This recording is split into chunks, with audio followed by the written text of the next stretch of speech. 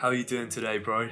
I'm recording in the day, so we got some nice natural lighting going on in here. So I've got something to tell you. I only work for about 2 hours every day, but I get more done in those 2 hours than a lot of my friends get done in 6. So let me explain. So I haven't told many people this before, but the last set of exams I took in high school were so bad that no university in the entire country would take me. So these were like the practice tests before the real thing. Like, we take the real thing in a couple of months. And I scored a D, an E, and a U. I'm not sure if you would have heard of the U grade before, but in our country it's like the worst grade you could get. It stands for ungraded, so that's worse than an F. In other words, I could have not turned up to the exam and still gotten a better grade, but I can inform you that I was there for all 150 minutes of this exam. So most people would think, oh, never mind, this is just a practice test. I can improve before the real thing. But no, not me. I was acutely aware of the fact that I was going to fail every single one of these tests in a couple of months. And if I got the same grades in the final exams, then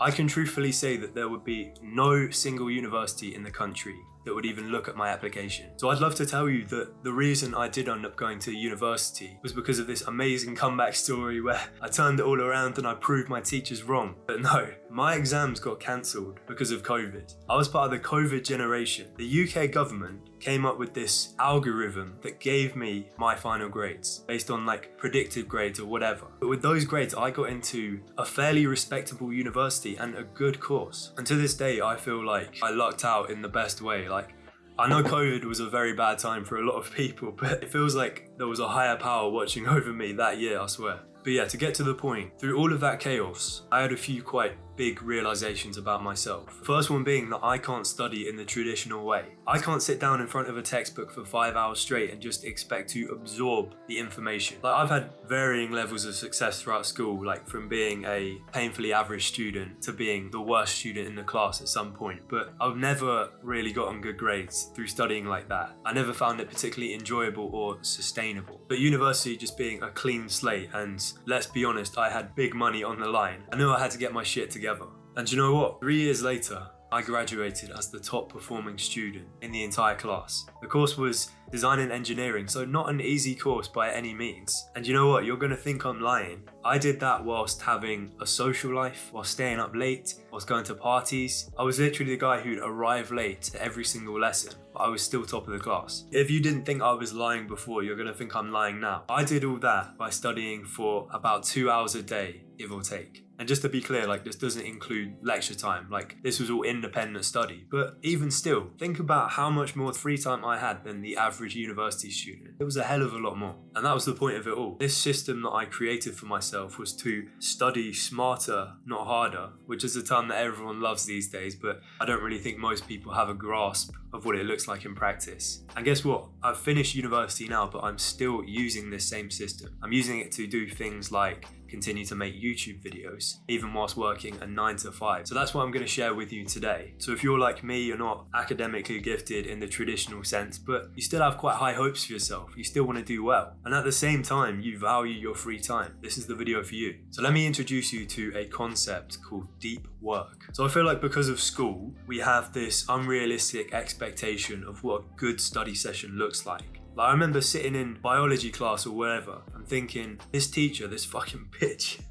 is really out here dragging out a 20-minute lesson into an hour just to keep me in school for longer. When if she trusted me to work independently, I could probably get all of it done about 3 times faster and actually retain the information. Like, surely that's the point of learning. Like, I know it's not realistic to just let kids go home after getting their fucking worksheet done, but surely the point of school is to teach kids how to learn in the most efficient way. And this is essentially the main concept of deep work. It's doing more with less time. So with that said, what do you think the 2 main components of deep work are? We've already implied that time has something to do with it, but how do you get the most out of your time? I'd say it's through focus. So let's be honest, focus is the thing that we're all struggling with nowadays. It's hard to keep your attention on one singular thing at a time, especially when we're living in a world of modern inventions where everything is so exciting, everything's so overstimulating. So how do most people get around their inability to focus? They increase the time spent studying. They think that even if I'm stuck in perpetual burnout, even if I've got a migraine, if I sit in front of this textbook long enough, surely something's got to go in.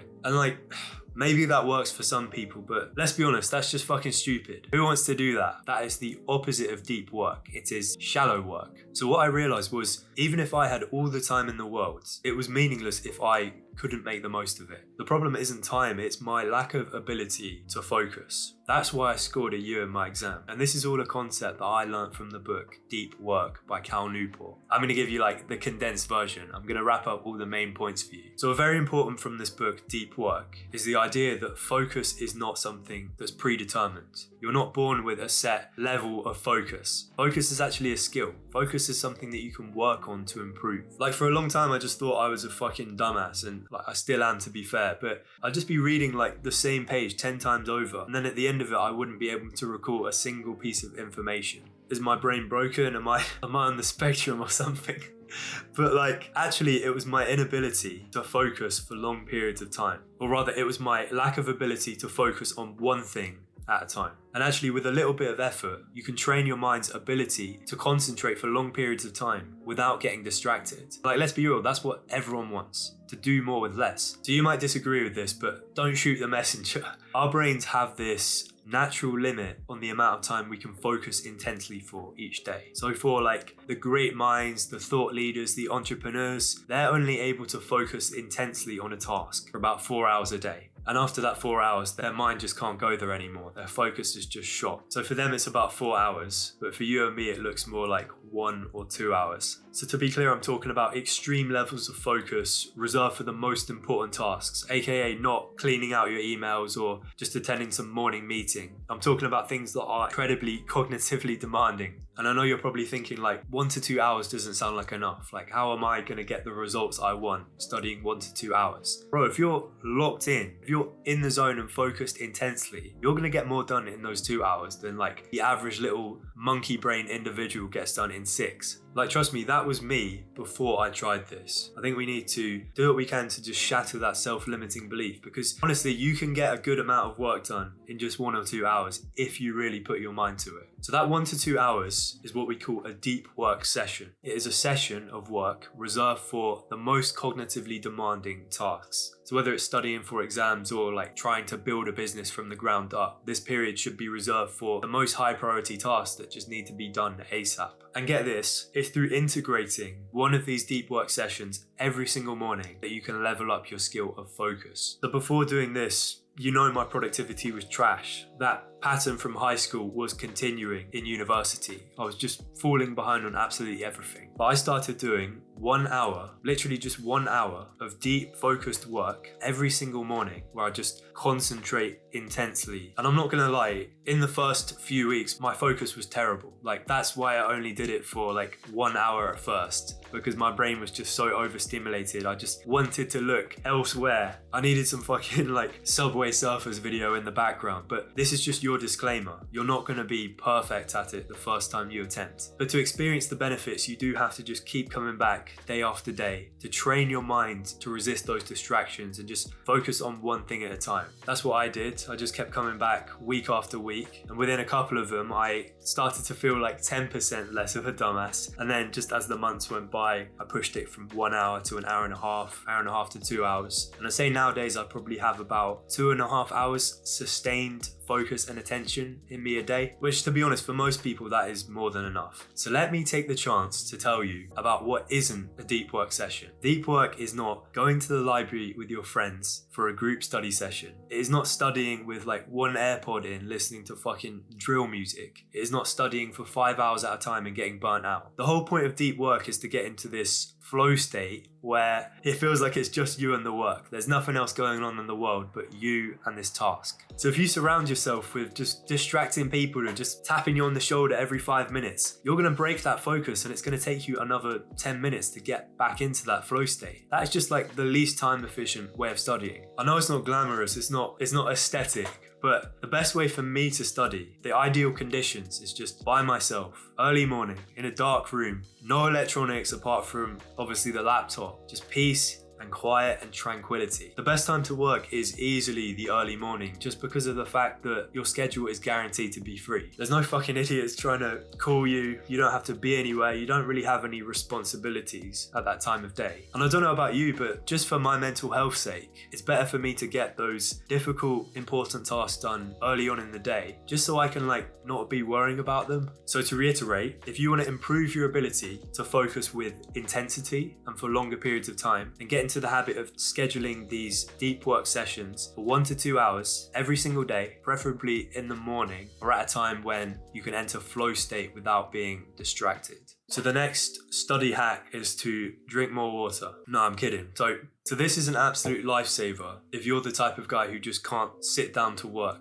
You really struggle with starting work. I can't tell you how many days I've had where I know I've got something important to do. Maybe a deadline's on the horizon, but I just can't bring myself to do it physically. Maybe I'm overwhelmed by all the thoughts of how long it's going to take. There's just such a level of resistance between me sitting down and doing the task. There's always some YouTube video to watch first, or I just spontaneously decide to clean my room. You know how it goes. But then I look at the clock when I'm finally ready to start doing work and it's 9 p.m. The worst thing ever is spending the day thinking about the work rather than doing it. I'm sure you just want to be thinking about something different entirely, or just doing something different. So the workaround I've found for this, which is slightly insane but highly effective, is what I like to call a study sprint. So I want you to visualize you're in the middle of an exam. You've got your test paper out in front of you, you're surrounded by all your classmates, and you've only got 10 minutes left on the clock. But the dilemma is you've got a bunch of questions to answer still. So what do you do in that situation? You're gonna frantically flip through that paper, just try and prioritize the questions that you know you can answer first, and you're gonna write something down. It's not gonna be the most well-polished, perfect answer you've ever written. That is the same scenario I apply every time I sit down to do some work. I set a timer for 20 minutes and I delude myself into thinking I'm in the middle of a test. I need to get something down. I need to be laser focused when it comes to my work. And that's why I say this method is a little bit insane, because I have to delude myself into thinking something bad is going to happen if I don't get my work done. And for some reason it just works. I don't know why. Actually, the reason I think this works is because everyone's a little bit too perfectionist. You probably admit, you care about work to an extent. You don't want to feel like a failure. You want to do well. But what happens when we care too much, when we're too perfectionist, is that we don't want to start unless we know that we can do it the right way. We don't want to waste time getting it wrong. So we're just very hesitant to start unless we've got a plan. This is how I'm going to do this, this, and this. But in thinking about how you're going to get everything right, down to the last minuscule detail, you just don't fucking do anything. You just get overwhelmed and you start feeling the pressure. As backwards as it sounds, sometimes it's better to just think about it less. Think about work less, because the more you think about it, the more paralyzed you get. Sometimes it's better to just throw yourself into your work, not with the intention of getting it 100% right, 100% perfect, but just to build momentum, just to get something down. And for me, setting a timer for 20 minutes to half an hour forces me to lock onto my work and complete a task that might have taken me an hour in about half the time. So what's quite interesting is, I hadn't heard this before writing this video, but this is a known concept called Parkinson's Law, whereby the amount of time it takes to complete a task expands to fill the time that you have allocated to complete it. So to put that in plain English, when your teacher sets you a worksheet in class, and realistically it's not that difficult, you could probably get it done in 15 minutes, but because the lesson is an hour long, you naturally start to pace yourself a bit slower so it fills up the entire hour rather than just getting it done as quickly as you can. But if you purposely set yourself a shorter deadline, that just causes your brain to kick into gear and work more efficiently to reach that deadline. So to reiterate again, one of the best ways to overcome that initial resistance to start studying is to work in 20-minute to half an hour study sprints, in which you challenge yourself to work against the clock to complete a particular task, and if you don't get it done, just keep resetting the timer for 10 minutes, repeating until you do. So the final piece of study advice I want to give you is to have a fucking life outside of work. So I know you and me are guilty of this. It's a common sacrifice to make when you have an assignment due or an important deadline coming up. You stay a couple of hours later in the library, you start skipping a few meals, turn down those meetups with your friends, and you end up going to bed 3 to 5 hours later than you usually would. So all of this sacrifice, but at least you kept on studying for a couple more hours. I feel like we need to sit down and have this conversation. because this is an important conversation. At what point does this stop being productive? I'd hope we've already established in this video that studying for 5 hours straight is not the productive thing to do, because your brain's natural ability to focus will be depleted after about 2 hours, and the rest of those hours you just spend feeling burnt out. But if you're sleep deprived and you've got a migraine, is it actually the productive thing to do to keep studying past 7 p.m? Or would it be more productive to just eat a good meal and go to bed? Every time I got behind on my uni assignments, life just turned into a living hell. Like, I swear life was so unenjoyable. Every day was the same. Just wake up, get on with the grinds, ignore all my friends, slack off on all my good habits, go to bed late, rinse and repeat for like the next 2 weeks. Every waking moment was just a battle to stay motivated, and like, it just wasn't enjoyable or sustainable for me. And to be honest, that's not how it should be. Studying should be somewhat enjoyable. I slack off on all my good habits, like the gym and meditation, things that I like doing, and they have like a positive effect on my health, because I was under the impression I just didn't have enough time. But nowadays, even if I have all the work in the world to do, even if I'm so behind on absolutely everything, I refuse to let myself fall below baseline. And you know why that is? It's because the second you stop looking after your well-being is when you guarantee you're going to do worse in your exam. If you're sacrificing sleep, if you're skipping meals to make time for studying, you're giving yourself a mental handicap. You're giving yourself a disability. You know how athletes take performance-enhancing drugs? It'd be like you're taking performance-decreasing drugs. Your memory, your ability to retain information will just be in the dirt. Like, when I'm working in this state of tiredness, it takes me like twice the time to do something that would be relatively straightforward if I was well rested. And that's all because somehow I thought it would be a good idea to stay up 2 hours past my bedtime to do more studying. Also, I feel like we need to just abandon this whole myth that we have to become like a social outcast during exam season, that we have to go full monk mode and just only focus on getting the work done.